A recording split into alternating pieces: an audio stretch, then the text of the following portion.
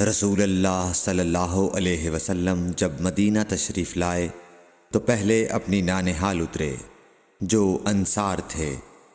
اور وہاں آپ نے 16 یا 17 ماہ بیت المقدس کی طرف منہ کر کے نماز پڑھی، 360 اور آپ کی خواہش تھی کہ آپ کا قبلہ بیت اللہ کی طرف ہو۔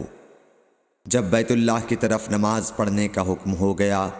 تو سب سے پہلی نماز جو آپ نے بیت اللہ کی طرف پڑھی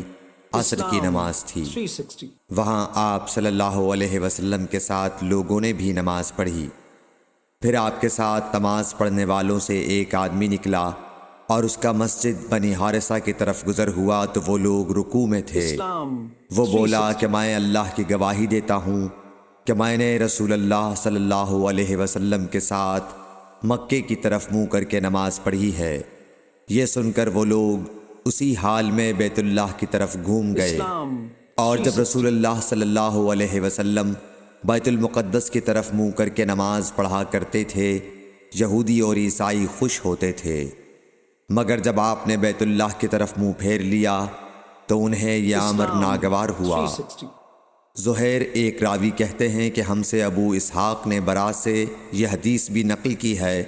کہ قبلہ کی تبدیلی سے پہلے کچھ مسلمان انتقال کر چکے تھے، تو ہمیں یہ معلوم نہ ہو سکا کہ ان کی نمازوں کے بارے میں کیا کہیں۔ تب اللہ نے یہ آیت نازل کی، وَمَا كَانَ اللَّهُ لِيُضِيعَ إِيمَانَكُمْ، سورہ بقرہ آیت نمبر 143، صحیح بخاری حدیث نمبر 40۔